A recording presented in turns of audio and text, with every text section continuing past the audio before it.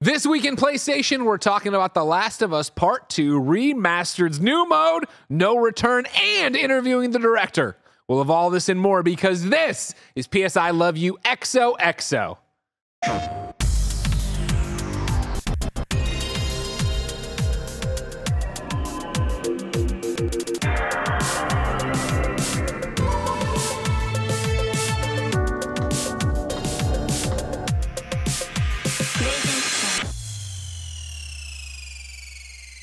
Welcome to the show, everybody. That's Blessing. I'm Greg, and you can get this show on patreon.com/KindaFunny. There you can watch us record it live, usually, get it ad-free, and get dozens of monthly exclusive episodes only on patreon.com/KindaFunny.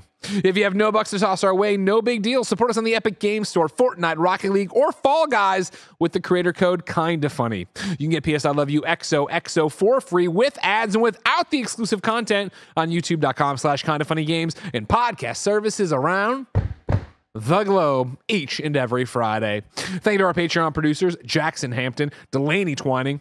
Today we're brought to you by Shady Rays. Let's start with a PSN message from Yo. Hi, Bless. Hi, Greg. How you doing? Doing all right. How are you doing? Great. Yeah? We are recording out of order. We've already recorded the interview. On top of that, we're recording this on a Friday. You're seeing it on a Tuesday unless we effed up the embargo. Then shh, don't tell anybody. Man, So it's a weird GTA 6, huh? I'll tell you what, that Whoa. GTA 6. That trailer. I can't believe they just called it Vice City. Yeah, With the capital V and the I. GTA V, capital V-I. Didn't even think about that. I didn't even think about we're recording it days before the biggest hours after GTA trailer came out. If I haven't choked on a throat lozenge, that is up Yep. on youtube.com/KindaFunnyGames. You can go watch us live react to that and then do the Kinda Funny Games Daily immediately following, where we do a little post-show rundown. This is fun. You're begging that we're going to keep that plan, right? I'm saying that's the plan. We need to Okay. discuss it. Bear and I were talking. We need to discuss it. I think a lot can change between where we're recording right now and Tuesday. No one right now is watching PS I Love You, listening to PS I Love You. They pull over to the side of the road like, wait, where's that Games Daily? That's You true. know what I That's mean? true. Yeah. I mean, it's fun. Where's the GTA 6 coverage? They know it's there. That happened for sure, unless this company went out of business. Yeah. What if I Rockstar digress. goes out? Like, what if they change it? Like, man, we made a mistake. We're just hilarious, though. The trailer's not ready. We forgot to edit it. Oh, shit. Yeah, and now we're just like, oh man, well. We, Content. of course, today got to go play Last of Us Part 2 Remastered, No Return. But before we do that, we always start the show with what is and forever will be the PSN message. This one comes from Cozy Bear. Cozy Bear writes in, on point, on topic, in the same Last of Us ballpark, which I appreciate. It says, what would you want to see out of a single player only expand alone The Last of Us game that would serve as a bridge between The Last of Us Part 2 and the inevitable Last of Us Part 3? So I assume we're thinking a little bit like Left Behind. Not exactly, but a little bit like it, right? Where we're getting a smaller, a Miles Morales Yeah, I'll say type expand experience. alone tells me, says like Miles Morales even more so to me. Sure. Which makes this interesting because I think this all would depend on what is The Last of Us Part 3. I know, right? That's what makes it so hard. Yeah. Because Last of Us Part 3, I imagine you're going to get more Ellie.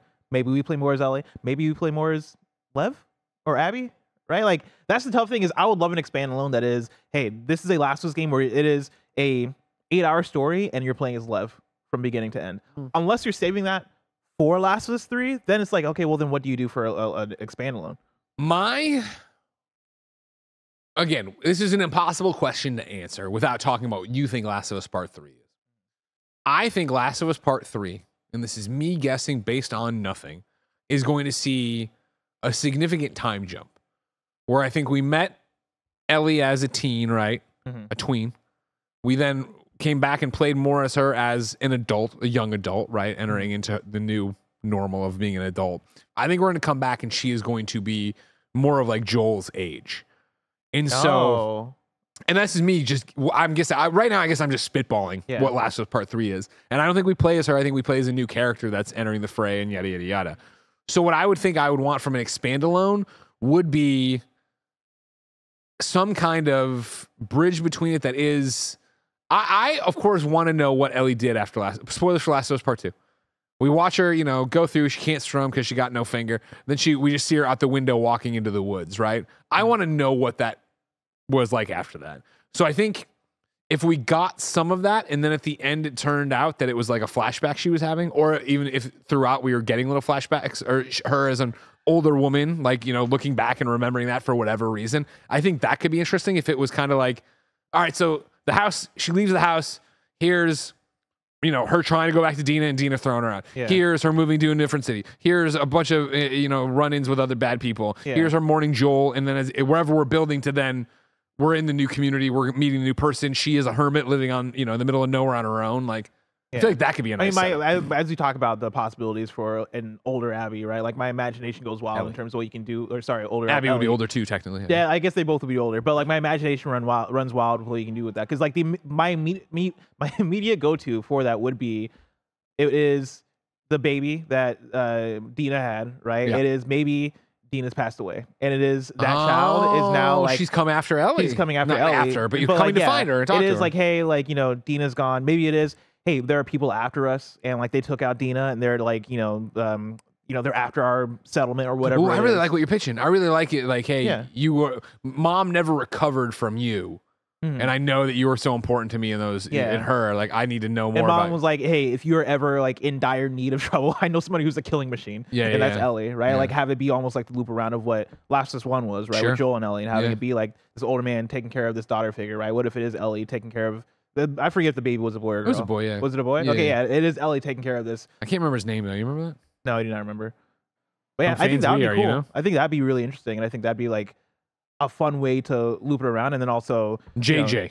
JJ? Yeah. That'd be a really cool way to tie it up. And then also, I think from there it is, all right, what do you do with Abby and Lev then? Right? And maybe if that is the story you're telling with Last of Us 3, it is about Ellie, then an expand-alone situation, or a spinoff. It doesn't even need to be an expand-alone, but a spinoff could be, all right, where do Abby and Lev go from here? Like, what is their story? Okay. I'm also into the idea of, we talked about it with the TV show, right? Of once you catch up with the Last of Us games, do you then do Fear of the Last of Us, where it is like Fear of the Walking Dead, or a Last of Us anthology type thing where you just tell all these disparate stories that take place within the world of the Last of Us? I like the world of the Last of Us so much that I'd be down for, hey, here are a bunch of games that are 6 hours long, right? We're releasing one every couple years, and it's different characters and it's different parts of the country and the world, and they are all post-apocalyptic stories that are diving into these different stories of love, right? I think a lot about Billstown and how they did that in the TV show. Yeah, I would love like a bunch of different, versions of what a Billstown kind of story could be in video games. I think that'd be really cool. It's an interesting one for you. Not what you were saying. It was boring as shit. But what I'm finding on the internet right now, right? Because JJ, I was like, oh, of course, Jesse. I always forgot that Jesse was the father. They named it. Screen Rant's got an article over here, right? And it's, whatever. It's from Alexandra Sacalario, published 2020, July 1st. It's about who's the father. I think it's just like it's Jesse. We knew that. Yeah. I think it was maybe if you're like, to not spoil something in a headline when the game was brand new. But this is interesting. JJ's full name was never revealed by the end of The Last of Us Part 2, and the game's creative director, Neil Druckmann, has revealed on Twitter the second J does not stand for Junior. Fan theories have suggested it's a tribute to Jesse and Joel, both of whom died over the course of the game. It's understandable Ellie would want to honor Joel, who was very much a father figure to her, but it may be more confusing why they choose to pay tribute to Jesse, who, then they're like acting like this is a big reveal that Jesse's the dad. I apologize for that. I fucked up. But that's interesting that I never thought too much about it. I always thought it was just Jesse, and I don't know what the second J was for. But now they're trying to say Jesse James. Yeah, Jesse Joel. Where? But do you think so? Had Ellie come around on like kind of forgiving Joel by that point? She was working on it, remember? And then that was ripped away from her. So I mean, there's definitely baggage there. Yeah. But I think you can still. I think it's weird to name a kid initials. Is that something we're doing now? Your name's JJ. I mean, your son is BJ, isn't he? But Benjamin James. Okay, well that's fair. So I mean, well, I also think it's what's the thing, Barrett? You probably know. Is it Tchaikovsky's gun, where like if there's a gun in Chekhov's gun. If there's a gun introduced in the first act of a play, it must be shot in the second act of the play. And I think it's the same for babies. I think Chekhov's baby. I think if there's a baby introduced in one film or a game or whatever, and the next installment, that baby's a character. That baby is now grown and walking and saying words. Yeah, fair enough. Yeah. I like what you're pitching. Because I had the old Ellie. I can envision that. Yeah. And then I like what you're spitting here. And that could even be the end, right? Just knock on the door. Opens it up. That'd be such a great... We never show the man who is no longer a baby. We never show the name, but it's just Ellie opened the door and we get it from behind, and, Yeah. and he goes, "Mom?" ? And That'd be insane. directed by doesn't matter. Story idea by Greg Miller. That's what it says right after. And Blessing. I feel like my name should be first. That'll in be that one. Associate of Bless. I came up with the whole thing. I had old Ellie. We're collaborating together here. We're making fire over here. I want equal credit. Can I get credit as well just for being here? You can co-direct it with Neil. Sick. All right, cool. I feel like we should be co-directed with Neil. Ah, I feel we're like that's such busy. a high position. I don't want that much pressure. Yeah, but like, Here, we just did the story. a lot of notoriety. We just did the story. Yeah, but I feel like Now either we get credit and a little bit of money, or we sue. directors get all the love though. Like Barrett's gonna get all the fame and all Good, the he deserves As it. I acclaim. deserve. He directs this show. He does a great job. I mean, he does, but like we came up with the whole. I guess this is Hollywood, right? That's how Hollywood works. That's just the process, baby. That's showbiz. Yeah. Unless You know you're what I mean? writing and directing. Whew. I could never. Time for topic of the show. Tots. 2 weeks in a row he's missed. You know, I mean, this He's kid not we on just it. complimented being a good director. Never Look at misses. this guy. my pre-programmed tots button is on the scene where I can bring Janet up, so I didn't have this one ready to go. And then the Gotcha. last time, I've been saying Janet's holding us back. yeah, and the last time it was, I might have not have been in the room when topic of the show started. I think that is what happened. The internet was crapping out. Yeah. Still, it's on your permanent record. Ladies and gentlemen, you already know The Last of Us Part 2 Remastered is real. You already know there's a new mode called No Return. Of course, the game comes out January 19th, 2024. In case you don't remember what No Return is, I'm going to read a couple paragraphs from the PlayStation blog to walk you in, because Blessing and I just came back from playing many hours of it today. We A did. 9 o'clock call time. That was early. It was really early. It actually isn't that early. 9 For o'clock- normal people, yeah, they're 9 not. o'clock is very regular, but Mm. yeah, I hadn't had coffee until I got there. Yeah. Then I had the coffee. And then I got coffee you. Remember, didn't work. I got you a little cupcake. Or You no, did the give me little muffin. Yeah, a little muffin. It was a really good muffin. The Last of Us Part 2 Remastered is designed to let you dig deeper into both its development and mechanics. Chief among these is a brand new mode called No Return, a roguelike survival mode designed to let players prove their mettle in randomized encounters and experience Last of Us Part 2's combat in a fresh experience. The mode includes a host of playable characters to choose from, some playable for the first time in the Last of Us franchise, who each come with their own traits to suit different playstyles. Players will chart their own course on each run, choosing between various stealth and combat encounters that will pit you against a range of enemies with unique twists that can add new, unexpected factors to any given encounter. Blessing, Greg, like I said, we played from 9 o'clock to noon. we did. A lot of playing of this game. Yeah. I loved it. Same. Okay. I don't want to be crazy about it. You know what I mean? But it is that idea of like, you get on the sticks and it's like, oh, right, Last of Us Part 2 is an awesome game to play. I think so much of the story, I think so much of the characters and the drama. Getting back in here, I was like, oh, yeah, okay, this is actually just fun to do. But then on top of that, you know, at one point when we finished, we unlocked a whole bunch of stuff and you just went, man, this game's got systems on systems on systems. Like I go through my notes and yeah, one of my notes is just so many dang systems because there's so much going on in this mode. And to your point too, yeah, like Last of Us is just fun to play. Like as I was playing this, and as I was taking down notes on it, one of the first things that came to mind, I wrote down a series of hot takes. I got 3 hot takes in a row. Lay 'em on me. My first hot take is that Last of Us's gameplay, removed from the story, removed from cinematics, removed from like, you know, all the flair and stuff that you attach to a Naughty Dog game. Last of Us's gameplay is better than most action games, in my opinion. Like Fair, it true. is a very fun game to play, especially when you get into like the stealth of it and how well it works, and then also like the feel of combat and how crunchy it is when you hit somebody with a melee weapon, and even the shooting. Like I know shooting is probably the thing that people comment on the most when if you want to take down a Naughty Dog game, especially when you talk about like something like Uncharted or Last of Us 1. I think the shooting is good. Like I think the shooting is really fun and really engaging, and it adds to like this stressful, like grounded feeling of, oh man, like I got 4 bullets in the chamber and I gotta get a headshot. Boom, oh I missed. Boom, oh I missed. Oh damn, I gotta get this one. Like there is such a level of intensity and engagement that I have when I'm playing The Last of Us as a video, just as a combat system that works so well for me. My second hot take is that roguelikes, goated genre. A fantastic genre of video games. I love roguelikes so much. Obviously, like everybody loves Hades. Obviously, so many of us love Returnal. You know, so many of us love Rogue Legacy. Hell and yeah, we do. when I think about my experiences with any of these games, if you can throw in Hitman Freelancer in the mix, you can throw in Dead Cells into the mix.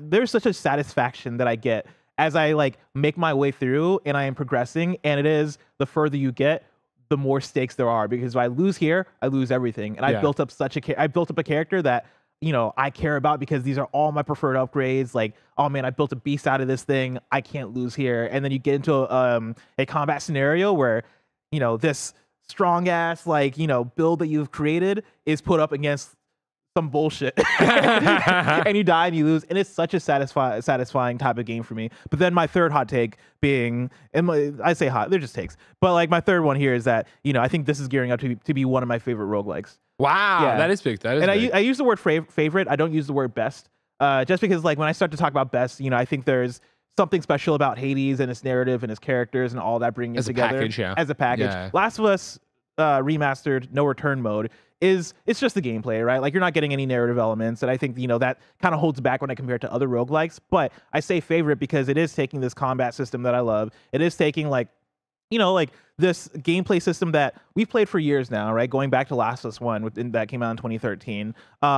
It's taking stealth, it's taking stealth kills, it's taking the throwing bottles and bricks and all these things, and it's packaging it in a way that really understands what it wants to do in terms of being a roguelite. We talk about all the dang systems, and there's so much that you can unlock. There's so many different choices you can make as you're making your way through the maps. And I think the balance that they found with it is so fun and so satisfying.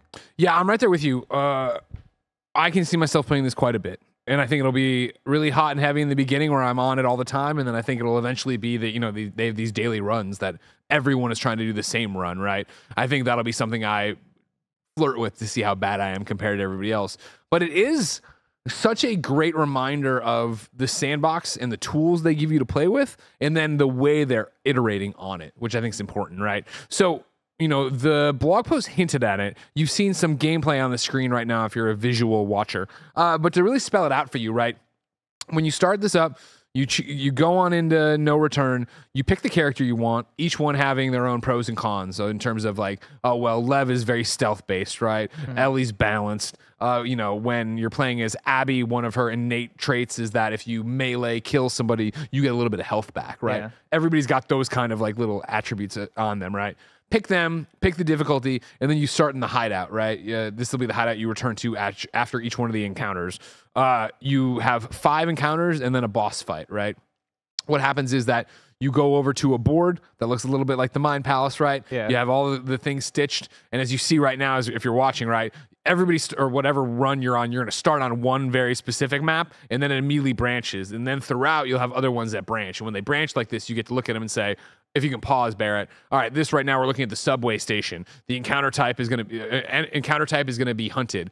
This is one of the several modes in the game, right? Where assault is you fighting a bunch of different waves of enemies. Hunted is you have to last this certain amount of time with infinite enemies coming at you. It tells you what the enemy faction is going to be. It talks about your score multiplayer. It tells you what the reward would be between, scrap for crafting, supplements, and then this is at the end here is a currency to buy things out of this locker. And then on top of that, there's mods on it, right? This one has vaulting boosts, movement speed, and photo mode filters, right? In terms of what's going through. You can look and then compare which one you want. Hunted, I enjoyed when I played it, but it was very much like I preferred the assault of when you do an assault run, it shows you what wave you're on. It shows you how many enemies are left on the map. So for me, wanting to play stealth and wanting to hide in the tall grass, wanting to hide behind cars, and then really feel like I'm Batman or quietly taking people out, that fit me more than being hunted, where everybody was out to get me. Which is funny because when we talk about the different play styles that you can have playing Last of Us, right? Like for me, I did really like the hunted, and it really came together. Funny enough, in the mission so the gameplay you saw was my gameplay.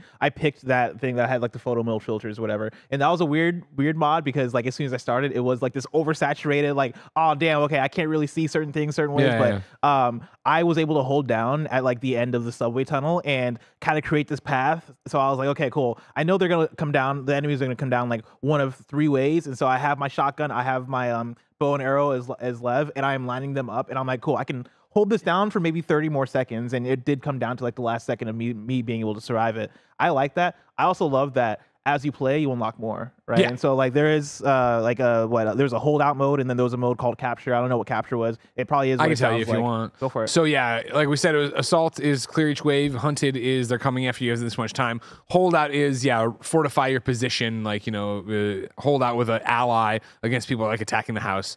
And then the capture is there is a safe that enemies are protecting. You have to get to it before time expires to get into the safe. And yeah, like I think they do such a good job of adding in these variables. Like it starts off being fairly simple, and it was funny because I had like the multiple come to Jesus moments of, all right, is this it?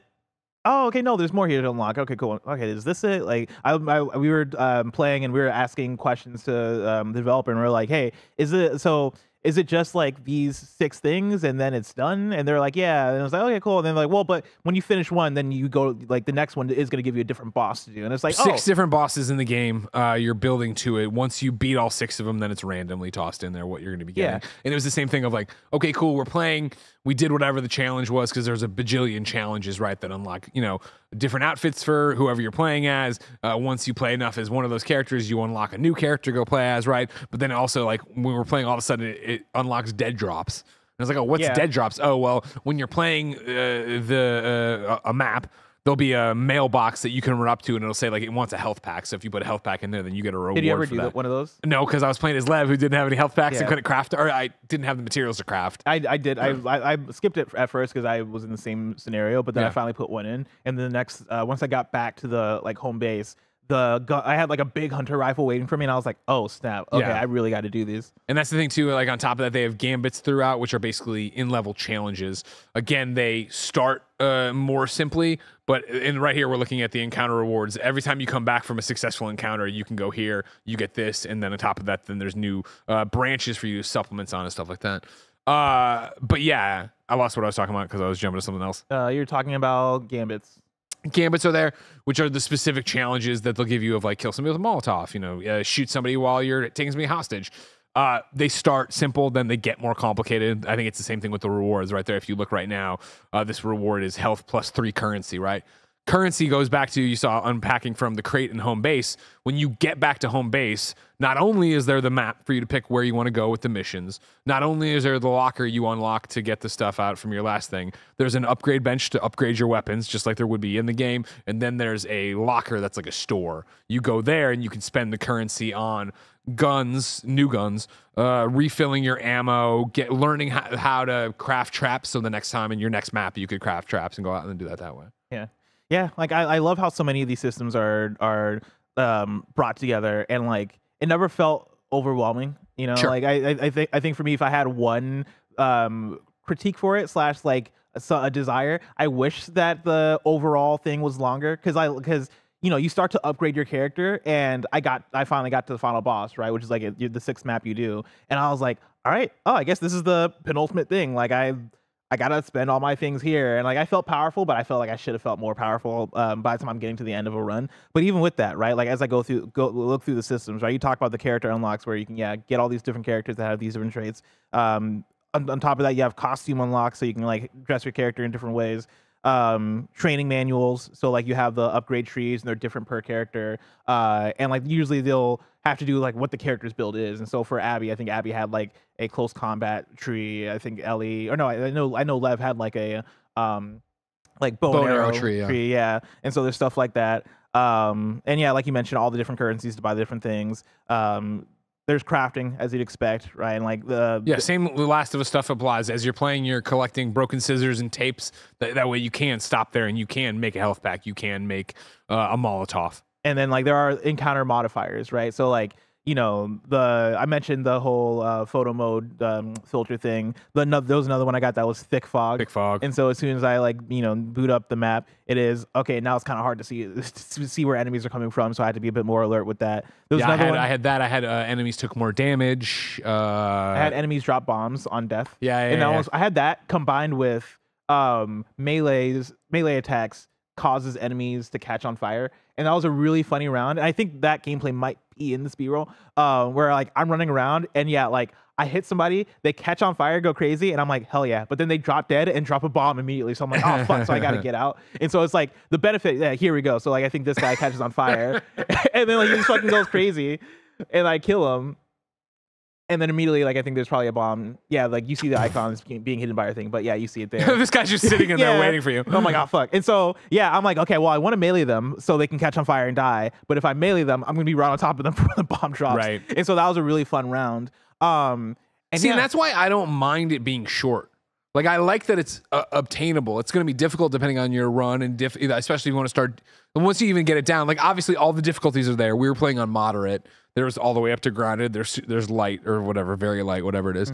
But I like the idea of, okay, well, now I'm doing this and I'm using a character I don't normally use because I'm trying to do this very specific challenge. I'm trying to go through and get this part of it. Like, it reminds me a lot of what I think it was to grow up with games in the past, and probably still to this day, but at least for me in the past, of like, cool, I've beaten this game 30 times. So today I'm just going to try to do it no kill. I'm going to try to do it only with ninja stars. I'm going to go through and like not use health or whatever. Like, they're putting those into these rounds, into these different things. So I feel like that'll be the challenge of like, okay, cool, I'm doing something that is different. Yeah. It can't just be that I'm going to be Ellie every time. Yeah. And the game is built for running it plenty of times, right? Like we mentioned, it is, well, you have like 5 bosses that you can take out. So that's like 5 runs or 6 bosses, sorry, that you can take out. So that's 6 runs that you complete. And then, yeah, they start to randomize. And so there's that. And then there's a lot of long-term progression stuff in terms of unlockables and different, like on top of the characters, right? There's modes, or not modes. Well, yeah, modes, I guess. Yeah, mods, like a bunch of different things that over time you're New going to gambits, collect. Yeah. And so they build in a lot of things there so that you feel like you're getting a long-term hit of, oh, I can keep coming back to this and keep unlocking and having fun. Yeah. But yeah, like I think that's the one thing where I'm like, I wish if in a single run, if it was maybe like 4 more maps long, or maybe if there was like a mid boss and then an end boss to kind of keep me engaged for longer, because my favorite feeling in a roguelike is feeling all powerful by the time I get to the end. And like that's not Last of Us though, right? You're like, right. You know what I mean? It isn't Last of Us. So I think I felt like I cheated the system when I came back on one of my playthroughs to the locker and I didn't like any of the weapons they had, so I just bought all the resources I could because I could get them for like 2 coins or whatever, and then I went and like upgraded all my 1 gun to max gun. I was like, all right, now I'm feeling great.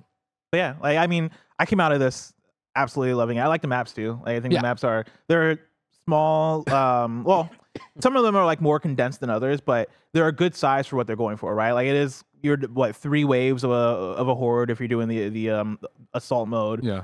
You know, like nice close quarters if you're doing like a hunted mode. Like that, I think they know how to formulate. Were these they maps for this kind of thing. modified original maps, or right? Because they were. Because there was definitely parts where I was like, I remember this house. There was definitely, I remember this. There was thing. definitely one map where I was like, oh, I know exactly when we where were this at the Seraph's like hunting lodge. Santa Barbara. No. For Lev's people. Okay. Yeah. So, when we went back to the, like log cabins and stuff, I was like, this seems really familiar. But it might be. It's probably assets they're reusing and repurposing and moving. Because like I had a map that was Santa Barbara, and I was like, oh, I know exactly where this is. But also, yeah, I don't know if the layout's the same. It's also been like 3 years since I played the last. Of course, so I can't even tell you. But yeah, it is. They're all. I think they're all locations that we had in the base game. 100%, because I remember like there being a subway. I remember there being like, I can't even tell you the other parts. But like all of them, nothing struck me as like, oh, I've not seen this before in the last. Exactly. Yeah. Like this area is definitely at least inspired by like where Abby and Lev kind of first team up together, and she leaves Lev in like a trailer. Sure. Yeah. See, this part, this area, I know it's not this, but it reminded me of Last of Us 1, like early on, where 100%. When you get to the docks or whatever, and you're chasing that guy. Yeah. It was great. Yeah, really fun time.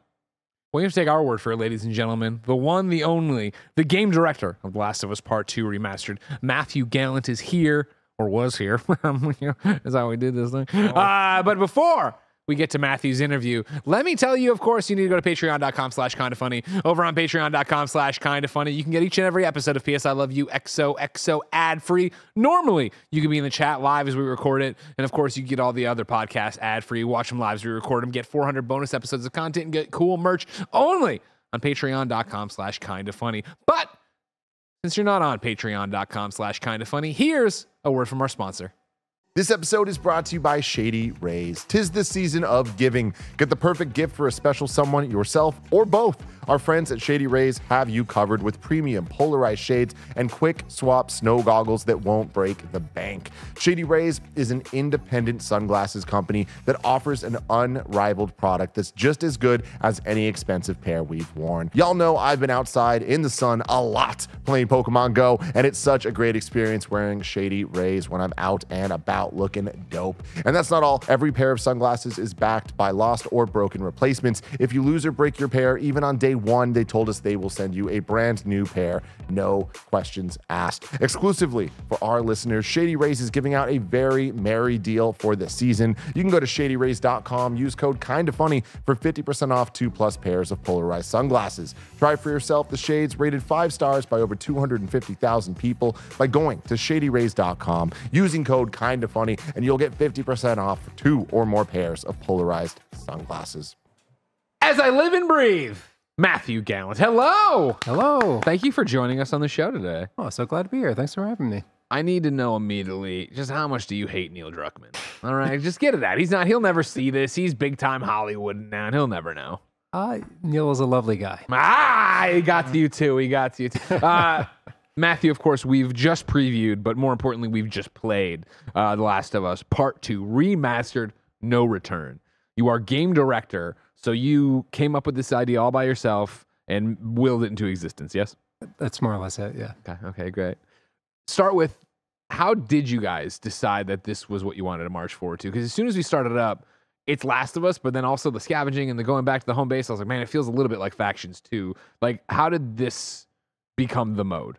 So, we knew from the beginning we were making The Last of Us Part 2 Remastered, where, like, table stakes here is it's going to be PS5 upgrade, it's going to have haptics, it's going to be pushing out all the art settings, performance mode, fidelity. Like, that was just known.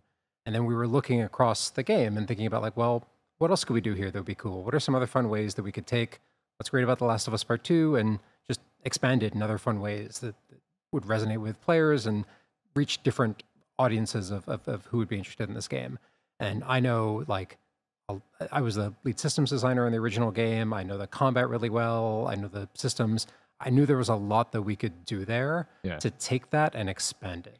Because if you like the combat in The Last of Us Part 2, like, what can you really do? You can go back and play the encounter select a whole bunch. You can play these fights over and over. But at a certain point, you're just going to, like, memorize them or optimize them, or you'll have played them every way that they can be played, and that's about it. But we made these really robust, AI systems, NPCs, upgrade systems. And it was like, if we can take this stuff and remix it and give the player different choices, we can really take the breadth of Last of Us combat, which, melee, stealth, gunplay, crafting, all these elements, and push the player to just try every part of it. Like, if you're really comfortable with one play style, maybe we can push you onto another one. Or we can kind of throw you into a situation where you have to think on your feet. Because you're like, oh, I've never encountered this particular combination of things before. I'm going to try, just going to go for it. This gunplay style that I'm not used to playing. I'm much more of a stealth player, but no, I've got the shotgun. Let's roll. Let's I didn't appreciate that about the demo, because what happened is I saw Bless play as Ellie, and I'm used to Ellie. I'm usually stealth, but then I saw Abby. I was like, oh, I'll jump into Abby. Oh, every time I get a melee kill, I get health back, and I died in the first room. And I was like, all right, Bless, don't count this. Don't count this against me. And I went to Ellie, and I did very good. You did very good. Once I got in my wheelhouse. But again, it's that interesting thing that with each one of these characters that are playable this time around, them having their own pros, their own cons, right, really does open my eyes. Not everybody played it the way I did, which was lay in the grass, wait, then strike. Yeah. Well, it kind of brings me back to when Last of Us Part 2 first came out. And I remember us talking about how it's funny how Hotline Miami is an Easter egg in the game, because it feels like the combat system feels like Hotline Miami, where it is you're freestyling, you're doing improv, and you bust in a door, and it's, all right, I got a melee weapon, pick it up, hit a guy over the head, see a person across the room, shoot them with the pistol, change to the shotgun. Like, it feels like it's so dynamic, and there are so many different options for how you can approach things.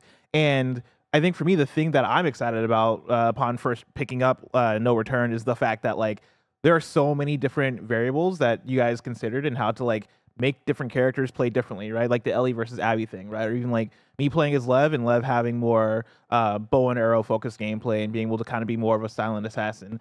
For you guys, when you guys first concepted this idea, was it meant to be something that had this amount of breadth to it? Like, neither me or Greg got to the end of it, but just from, like, playing a little bit, it seems like there's a lot there in this mode. Yeah, I think it's a mode that has a lot to offer, and thankfully we were able to do that because there was just so much to draw from. There was all these amazing enemy types and crafting items and guns and characters.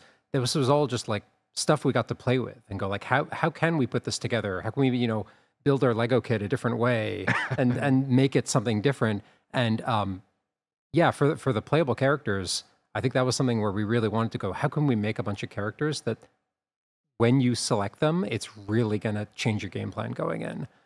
You're going to go in, and think about, oh, this is going to be my stealth character. We have another character, you probably didn't get to him, but Manny, he starts a run. He's got the hunting rifle and the hunting pistol and the semi-auto rifle, but he doesn't have the health kit recipe. Wow. So when you're playing as him, you're really like, okay, I'm pretty stacked in terms of guns, but I'm not going to be able to heal myself. So I really got to treat my health as like this precious resource, and I got to really think about that. I think this is what's really cool about the mode is that we have all these tools to play with, and we can throw different combinations of them. And some of these combinations are like really surprising. Like even me, I know all the mechanics in the game, but I will run into some combination of like an enemy type and a mod and a map, and I'm like, oh wow, this is actually really intense, and I'm having to think about the strategy while I'm playing it. And I think that was really what we wanted to get at with this mode was that when you're playing the main story, you kind of can end up just cruising on like your favorite guns, your favorite items. You can get into like a set of items that feels very comfortable for you, and you can carry a lot of that through the end of the game. And especially like as you're getting into the latter half of either character's story, it's like you got so many options you got a whole roster of guns, a whole roster of crafting items, going back to a situation where it's like, if I don't like this rifle, well, this is the rifle I have. I better figure out how to use it. I better play around it, set myself up for this longer range gameplay, even if that's not something that I'm comfortable with, or that's how I like to play the game. But let's try it. Let's try playing this, doing this different combat fantasy and seeing how that feels on. And sometimes it feels awesome to be expanding yourself into these different play styles. And sometimes you're like, well, that was uncomfortable, but it was a stretch, or it was, I had a interesting time because it was unexpected, and I was having to push myself out of my comfort zone. And I think that's what's so cool about it. Again, we didn't reach there like we've talked about before. I assume, even though we're filming out of order, you get the 5 different maps, right, and then a boss, right? So 5 encounters, then your boss, right, for a run. Even beyond that, it's the fact of you're unlocking the other characters by playing a certain number of times with those characters, right? And like you can see, I love that you guys didn't like hide anything. It is very much like, oh, you want to, once you've unlocked the character, you can see, all the challenges for them to then get the cool outfits or whatever, right? The Savage Starlight thing, so good on Ellie. Looks so good. Awesome. But then like the idea that, okay, cool. So, you play Lev, that unlocks Yara, right? And then you play Yara, that unlocks et cetera, and it dominoes out through the whole cast. I like that because, of course, you're forcing me isn't the right word, but encouraging me heavily to try these characters. And even if I'm like, I'm going to go back to Lev, that'll be my daily challenge one, unless I'm sure daily challenges will, I assume, make me use a character at some point in time. I like the idea of getting in there, mixing it up, and trying things like you're saying, right? Vary your playstyle. Obviously, as you continue to go through these different things and you get the random drops, how are you going to play that way? I really loved the gambits, right? These gambits popping up that are one time in the map, on the map you're in. Hey, here's a mission: kill a guy with a Molotov. Do this thing. Obviously, they start getting a little bit more complicated. I noticed as we continue to unlock more, but it is this idea really that is cool. Even if you've played this game 10 times, it should be different that 11th time. And those gambits, we thought about a lot in that mechanic of like risk and reward. It's like, here's this little challenge. It might seem kind of easy. It's got this little extra reward, but I can't tell you how many times like me just stretching myself and going for the gambit is what gets me killed. Yeah, that's what like pushes me to do the risky move and to expose myself and like, oh no, that was a bad idea. I thought I was comfortable. Right here, right. Not if an enemy while holding another or kill an enemy while holding another as a hostage, like. That's a bit more complicated. That's the thing, you guys. It's baby steps into bigger ones, and I think again that's the challenge of coming back to this time and time again. Of obviously, if you're going to be that invested in this mode, you want more things to do. You want crazier things to go off. Yeah, this is a mode that I'm very excited about. Like when the trailer first dropped, I couldn't believe it. Just for the idea of I'm somebody who really likes roguelites, right? Like especially when we're talking about a Returnal or a Hades, right? Or like the list goes on. And something over the years that I've been very happy with is that we've been getting more AAA roguelites in the way that we got Returnal a couple years ago. And even at the top of this year, we got Hitman Freelancer mode, which is basically another mode in the Hitman game, right? That is more roguelite, centered. That is like, hey, you have a run and like don't die, or else you're gonna lose all your progress. And there are all these dynamic systems that are changing the way that you want to play. Very excited for the idea of that being in The Last of Us. And as I've been playing through it, I have been like, okay, cool. This is exactly what I want. Like, this is giving me what I feel like Last of Us does great in terms of combat, in terms of stealth, in terms of all that. But yeah, like formatted in a way that, it's giving me the maximum of that. Let's focus on the gameplay. Let's like give me an experience. It's going to be brutal, but also because of that, it's going to be fun trying to figure out how to get around all this stuff. For you guys, when you're figuring this stuff out, like, did you have influences or inspirations, right? Did you look at a Returnal or did you look at a Hades and go, oh man, we have so much fun doing this that we should bring this to The Last of Us? I would say that we drew very broadly from roguelikes because like you, I love roguelikes, and I've been so amazed in, like, I don't know, the past 3-5 years. There's just been this amazing explosion of creativity around all these different roguelike games. They're all taking different approaches, different ideas, like playing with the format a lot. But we were looking at that across the board and just going like, this is such a cool design space. What would it look like for our version of this? What would a Last of Us roguelike look like? And there were two like high-level themes that I think were really important for us. The first one was the permadeath aspect, because if you're in cover, you're low health, someone's got a beat on you, that feels very differently, like in your heart, in your gut, when you've got like a minute since your last checkpoint and it's no big deal, versus like, oh, I'm on map 4. If I die here, like this whole run is shot. Yeah, and like that gets your heart pounding, that gets your palms sweaty, just knowing that there's stakes involved during these runs. And then the other element that we just really loved was that randomization part of roguelikes, where it's like, okay, even if I die or even if I succeed, they're going to be keep throwing me these new challenges at me, remixing things, putting things together in different ways. I'm going to have to start from zero again and make all these new choices again and plan and like try to learn from what I did well last time. So we thought like those two high level themes plus The Last of Us's combat and systems, it just seemed like a really natural fit. Yeah, I felt the intensity when I was doing my first Hunted. So, you have these different modes, right? So there's Assault, which is clear all the waves. There's Hunted, where it's just, you're going to get enemy after enemy after enemy. You have to survive this long. There's Holdout, right, which is like barricade up the place, keep them out that way. And then Capture, which is you getting to the safe, getting the stuff before time runs out. Hunted was, like, I kept picking Assault on purpose. I was like, I don't want to deal with this. And then I got forced into one because, of course, once you pick your path, you're on a path at these different junctions, and getting in there and having it be like everything's great, and then that final 20 seconds when I did finally get caught and they saw me and it was just guns and Molotovs and I was like, God, I finished that and that was a woof, okay, that felt good. I love how you can strategize around like, I just got to make it 20 seconds. Yeah, like if I can just hold up in this. But even then, right? Like I thought what was so brilliant is that, of course, your ammo and health kits that you have, right, that carries over to your next map. So there was the times where I was like, one guy left, he's coming straight at me. I don't want to waste the bullets. Yeah. So I'll lay here and let him go the other way, or I'll throw the brick and then run over it. Because even then, like it starts the countdown to send you back to the hideout. I start running around trying to find the brick. You know what I mean? Like I want everything. I want to come into the next one as strong as possible. One thing that I found really cool, right, is the fact that you can play all these different characters. Like we talk about how you can play, it's just not just Ellie and Abby, right? But you can play as Yara, you can play as Lev, you can play as these other characters. 10 characters, right? Yep. Ellie, Dina, Jesse, Tommy, Joel, Abby, Lev, Yara, Mel, Manny. Got it. Question, this is something I noticed, but I wasn't sure about. Did you have to go back and get those performers to like record lines for it? Like, did you have to get them to like do like the shouts and grunts and all that? We used all material that was recorded for the original game. Gotcha. So you just had it all on deck and like, that's very convenient. Might have to slightly modulate that. There might be a little bit of extra pickup we did, but almost none. My other question on top of that was, did you guys ever consider like a narrative element to this? I think it's fun thinking about Naughty Dog and who you guys are as a company, because Naughty Dog, known for the stories, right? Known for the narratives and stuff. This being an extra mode, it is like okay, well, if you did a roguelite, like, it would have to be supernatural, right? And like, as I started to think about it, I started to think about like Ghost of Tsushima Legends and how they were like, all right, if we're going to do this, then we're going to make it a whole weird thing where it is somebody telling the story of the legends of the Ghost of Tsushima and like make it the supernatural thing. And when you guys were figuring out this mode, was there ever a conversation of what if we added a story or something? So we knew kind of right off the bat that we wanted this to be like not canon, because we wanted to get away from strict groundedness. That's such a pillar of the game design in the main story. And we knew if we could be flexible with that, there was just so much gameplay we can open up. So we do pretty wild things in No Return, where like we have a mod that does invisible enemies.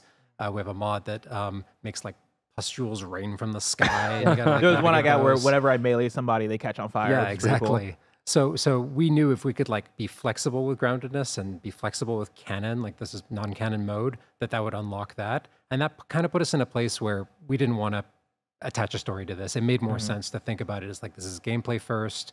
This is what can we do when we're not having this really not constraint, but like it's so important to us in the main story that like when we're making combat, that combat is then resonating with the themes of the story. So like we're thinking so hard about like how do we connect what you're doing, you know, in the gameplay and the combat on the stick to then that moment a minute later where like we want you to feel like Ellie, we want you to feel like the character, like whatever emotions they're feeling, you're feeling them too. And we knew we couldn't do like that level of connection. Or just it made more sense to not try and aim for that, to aim for something different here. This is not a mode where we're saying, here's gameplay, here's narrative, here's how they weave together really seamlessly. It's like, no, this is gameplay's time to shine, this is combat's time to shine, and we can do whatever we want within that system to make really cool and interesting combat encounters. Awesome. It's about time. I think that's, you know, we talked about it, yeah, you know, at review, obviously, how good Last of Us Part 2's gameplay is. And then when Last of Us Part 1 came around and it was, I can't go pro. I can't, you know what I mean? The little things of like a game that was older that came before, right? And then to have this, like to sit down, it was that, I forgot how good this was, right? The further you get away from Last of Us Part 2, what we talk about is obviously graphics and stuff, but it is the narrative and the performance and the arguing about the themes and why characters did what they did or whatever, right? So it's like great to get in here and have another reason to jump in and just have that gameplay here. Yeah, it brings back to we had an episode that was Last of Us Part 1 versus Last of Us Part 2 and went category by category trying to compare the two and, you know, talk about which one we think is better. And one of the points that I try to make in favor of Last of Us Part 1 is the multiplayer. Like having the factions mode back in the day was such a pillar for me because I really enjoyed that factions mode and it was the thing that allowed me to, you know, from a gameplay perspective, just have the gameplay and like have fun with that. And I kind of miss the idea of you know, Last of Us Part 2 not having a factions, not having like a extra thing to do that just got you into the gameplay. So now that we have this, and now that I've gotten a taste of it, I'm like, ah, man, this might actually bring Last of Us Part 2 up in that conversation for me because I know I'm probably going to spend a lot of time in this mode. Yeah, me too. I think that's the takeaway I have for it. Obviously, I couldn't look at trophy lists. We got a new trophy list for this one? Yeah, we do. Okay, good. I wasn't aware that that was a restriction. Yeah, no, there's the trophy list. Basically, how it works is we have the main game has the same set of trophies so that you can import your save and do that really seamlessly. There's that section that we had for extra trophies for the grounded patch on the original game. So there's 3 in there, I believe.